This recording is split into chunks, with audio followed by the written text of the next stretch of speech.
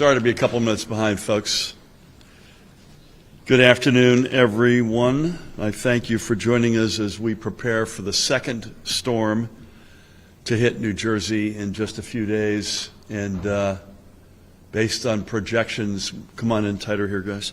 We may well have some more this weekend. I think you and I were talking about Friday night, perhaps Sunday as well, right? With us is the State Director of the Emergency Management and Superintendent of the New Jersey State Police, a familiar face, Colonel Pat Callahan. We also have the President of the Board of Public Utilities, Christine Sadovi. And we will, both Pat and Christine will share details as we get them over the course of our time together and beyond. I would just say this is one I would strongly encourage folks to not underestimate. While it's not snow in January, I think the human nature is to say, well, it's not snow, we're going to be okay. But we've seen with Ida and other storms that a lot of rain, high winds, and flooding can cause not just a lot of damage, but put lives at risk. And indeed, in Ida, we lost 30 blessed residents. So we are declaring a state of emergency effective at 5 p.m. tomorrow. And that call is based on both the severe weather forecast that may require statewide coordination by the New Jersey Office of Emergency Management, as well as the recent rainfall saturation, particularly in the Passaic and Raritan River areas, which were flooded in December. Beginning tomorrow morning at 10 a.m. and continuing through Wednesday morning, but it's fair to say we believe the most intensity here is in the middle of the night. We're expecting in that window of 10 a.m. tomorrow through Wednesday morning 1 to 4 inches of heavy rain, strong winds, and potential coastal flooding. Some of our rivers may reach a moderate or major flood stage and will remain elevated through the week, which is why we are even more concerned about Friday and Sunday than we otherwise would have been. Wind gusts of 40 to 50 miles an hour are forecast for inland areas on Tuesday, and gusts of 55 to 65 miles an hour are forecast for the coastal areas. As I mentioned, there's also the possibility for another event as soon as Friday. During past storms, we have seen the devastation, including the loss of life that flooding can cause, as I mentioned a minute ago. So I'll use extreme caution, particularly if you're in and around the Passaic or Raritan rivers, and obviously the Pompton River is an offshoot of the Passaic, where major flooding is forecast. Clearly, if you don't need to be on the roads, please avoid driving until the storm passes. If you have to drive, slow down, use caution, and plan extra travel time, particularly during the evening commute, as road conditions may worsen as darkness falls, making it more difficult to assess water depths on roads. And do not assume, folks, that you can tell the depth of any pool of water, how fast it is moving, or that driving an SUV even means that you're safe. Cars can be swept away, and it happens in an instant, and sadly, we saw it, including loss of life during Ida. Folks disregarding do not pass, do not enter signs due to flooding, feeling for whatever reason they could deal with water more effectively than with some other element of Mother Nature, and they paid, in some cases, the ultimate price. As Christine will talk in a moment, the BPU is engaged with our electric power providers to ensure their readiness.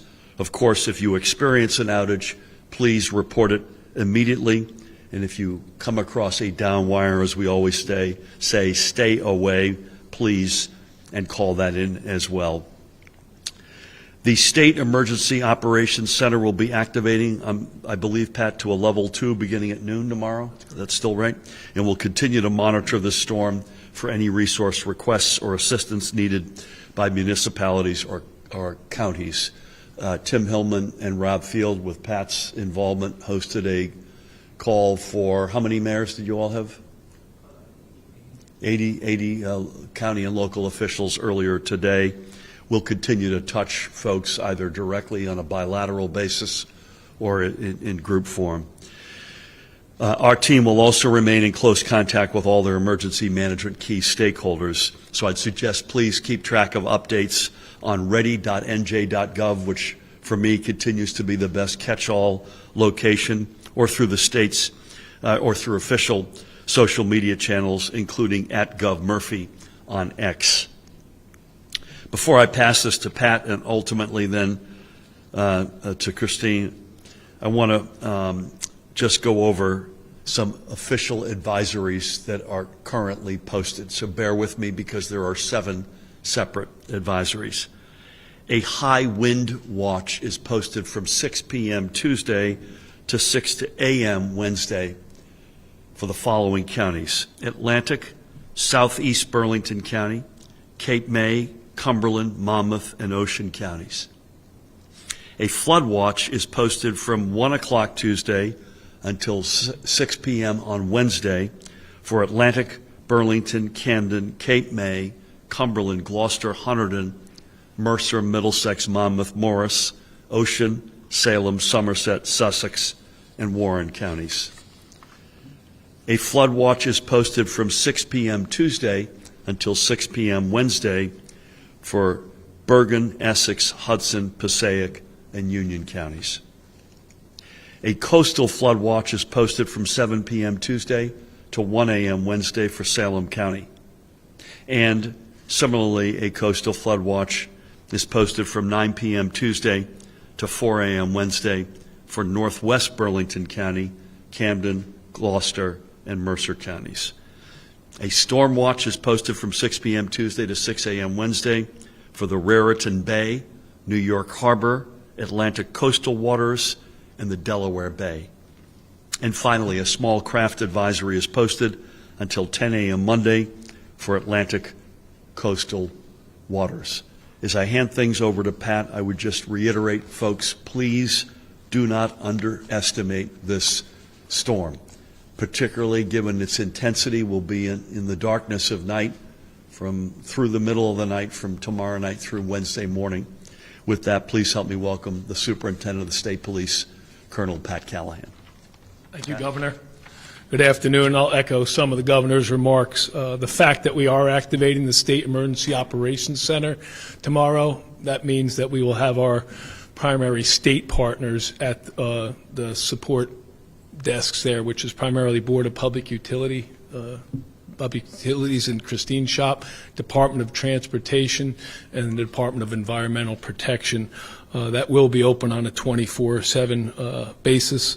And we really do that to make sure that if any resource requests come in from our municipal OEM coordinators or the county, that we're able to readily handle those. I did have a call this afternoon with all of our county OEM coordinators as well as our state emergency management partners. The National Weather Service briefed on that, and we are expecting substantial and severe flooding. To the Governor's point, this one is not to be taken lightly at all.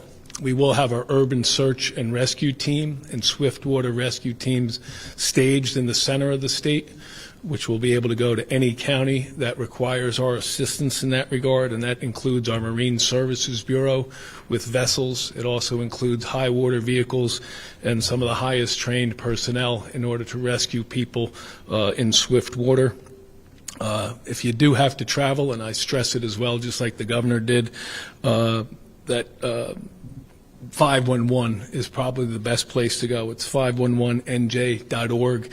There are probably going to be substantial detours around the state in those traditional spots where we see that flooding and those road conditions. Again, to the Governor's point, we have that phrase, turn around, don't drown. We do that for a reason. And even the largest SUVs, it doesn't take a whole lot of water to sweep you away. You put anybody in your vehicle, as well as first responders, at substantial risk for that. And we, to the Governor's other point, ready.nj.gov. From this point forward, we will be monitoring it. We do have our intelligence watch and warning personnel on staff 24/7, and I trust with our partners at the federal, state county and local level that we'll get through this. I did have an opportunity to speak to FEMA Region 2 Administrator this afternoon, David Warrington, and the federal government is also staged and ready to support us should we need it. So stay safe, everybody, and we'll guide ourselves through the storm together. Thank you, Pat. Pat, I think this is a point you made, and Tim, in your calls with the mayors and local officials as it relates to FEMA. I would just say, for anybody out there watching who's a mayor or a county official, count every penny in every instance of damage or expenditure here, because these thresholds from the feds tend to be high in terms of reimbursement, and the more data we have, the more likely it is that we'll get reimbursement. Is that Correct. fair? Yep. Thank you, Pat. As always, please help me welcome the President of the Board of Public Utilities, Christine Sadovi. Christine, come on down. Thank you, Governor. Good afternoon, everyone. I'm also going to echo a little bit of what the Governor already said. We are expecting high winds and the potential for a significant number of outages. The BPU has been in communication with all of our utilities and will continue to be in communication with the utilities throughout the duration of the storm and afterward. The utilities are bringing in additional line crews as well as additional forestry crews and hazard crews to anticipate the potential for those outages. In addition to the electric side, there's also the concern around flooding when it comes to the gas side. And so, want to make sure that people are monitoring not just outages, but, any flooding, as the Governor said, as you're driving around, please be safe. If you do have an outage, do not assume that your neighbor is called it in. Make sure that you make the call to your utility. Charge your phone so that you can make the call and any other calls that you need. As the Governor said, down wires can be dangerous.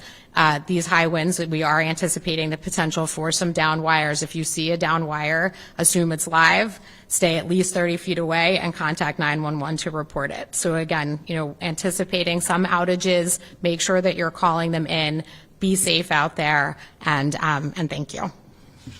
Christine, thank you. I don't want to lead the witness to a wrong conclusion, but in terms of some outages, it is quite possible we have tens of thousands of outages, right? Yes, definitely possible. So the outage, we would bet the combination of a lot of water and high winds. And you could see, I think of JCP&L's coverage area, which includes sort of a slice of a lot of the state, including the shore. You could see with the winds higher at the shore than inland, you could see Absolutely. a disproportion of those outages along the shore. So we're going to keep our communications high, as you would expect, both group meetings, bilateral, and we'll appear with you in this form if we need to. But with that, we'll take any questions you may have. Please. You get the gold star for being there both Saturday and today, by the way. This is something that was here Saturday. Commercial vehicles had restrictions over the weekend. There's no mention of that today. Also, New Jersey Transit. Where do we stand in terms of schedules and things like that? Yeah. So I don't think we've got any commercial vehicle Restrictions, not at this point. and so that at least as we stand here. Secondly, NJ Transit. We'll see. NJTransit.com, I guess, is the one place I'd send folks. But at the moment, we're just going to have to see. I mean, we had an enormous amount of disruption with Ida. Please God, it's not at the scale of Ida. But nothing to report on that at this point. Unlike Saturday, we are putting a state of emergency in place to your... There hasn't been a state of emergency declared for last month, even though there was a significant amount of flooding. Is that something that you guys might consider doing retroactively to help? Why don't you address that, please? Yeah, the state of emergency is usually done to put emergency protective measures in. It also gives the governor the ability to activate the National Guard. In that storm previously, it was my recommendation to not do that because those municipalities were handling those resources on their own and/or at the county level. We had one resource request at Route 46 and 80 in Fairfield in Essex County. This storm, we do believe, is a little bit different. We think the timing of it, we think the saturated ground, the snowpack, which will make the ground impervious. So there's a few additional factors in here. And that state of emergency being issued or not also, although some people have not understood this, you do not need a state of emergency to seek a federal reimbursement or declaration. But out of an abundance of caution and given the magnitude of what we think this storm is going to do, that's why the governor is making this effective tomorrow night at 5 p.m.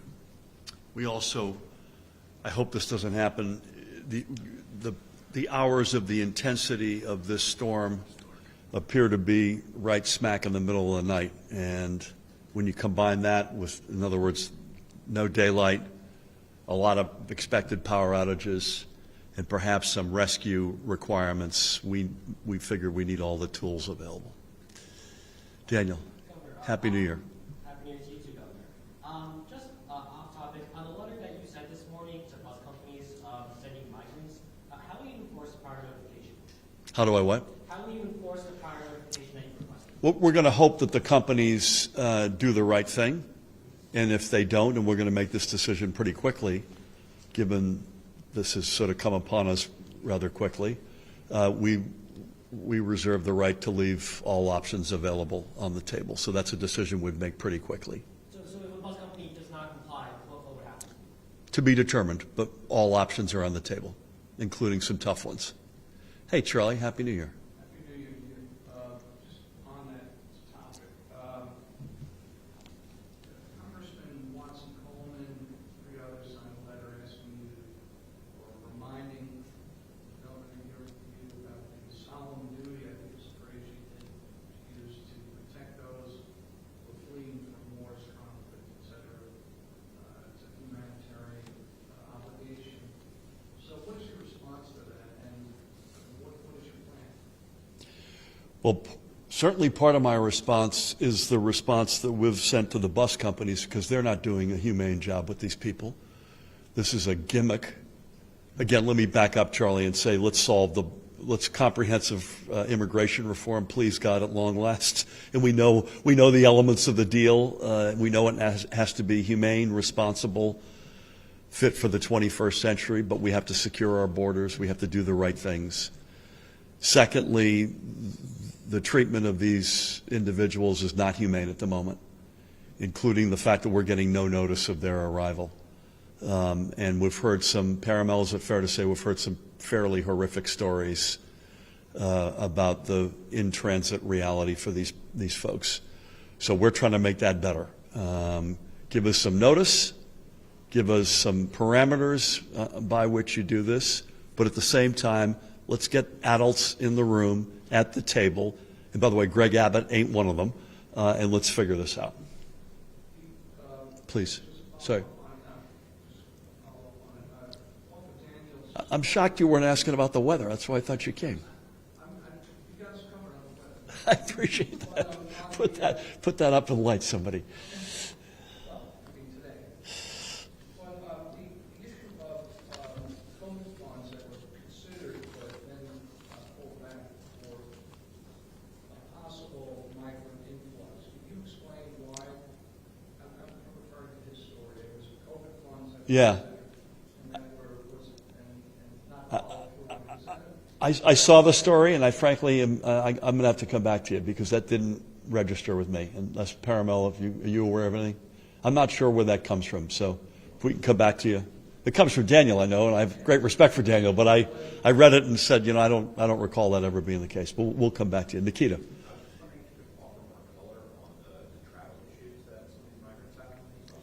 I don't want to because it's part of some legal action that New York is taking, but it's not pretty. I'll leave it at that, if I may. Are you considering joining a lawsuit that you were filing against the bus companies? I think it's fair to say that we're considering all of our options, and I'll leave it at that. Hey, Brent. Brent, what'd you think of that experiment earlier? That was interesting. I was happy to be there. Yeah, I think we're going to make a habit of doing that. We had some desk signings, and I think Mahan ran into Brent in a bar or something last night and decided to come in as a sort of pool reporter. I thought it worked pretty well, actually. How does this affect tomorrow's swearing in the legislature in your state? At the moment, everything is on, but this is something obviously we're giving a lot of thought to. Pat and Christine and I and our colleagues had a fairly full discussion about this before coming out here. And the state of emergency is not a coincidence at 5 o'clock, because we think that's going to give us a few hours, but the worst part of the storm will be late tomorrow night into Wednesday morning. So we think right now we can safely do all of the swearings in and the state of the state. Obviously, it's Mother Nature, so if that shifts in some meaningful way, we'll be back. But at the moment, everything is on. So I just want to conclude by saying, first of all, thanks to Pat Callahan and Christine Sadovi for their great leadership. And Pat and I have done, I think at this point, I would say, use the word countless of these with storms over the years, but they're coming at us rapid fire this year. I just would plead with you folks, do not underestimate this storm just because it's rain. In January, no snow. Trust us, this is one that we have to take very seriously. God willing, it'll be better than what we're expecting, but we can hope for that, but not plan for that. Again, ready.nj.gov, 511 if it's a traffic related, njtransit.com in terms of their service, at Gov Murphy on X. Those are the various spots. We will endeavor to communicate with folks, as I mentioned, in some combination of bilateral, group, or public events like the one we're in at the moment. But again, everybody, please be safe. And I guess the last one is, if you don't have to be out between tomorrow sort of early evening and Wednesday morning, don't be out. If you are out during the commute, in particular tomorrow night and Wednesday, please be careful. Drive slower. Be respectful of the crews that are out there. I suspect in this case will be a lot of power company crews and contractors out working with them. Thank you all.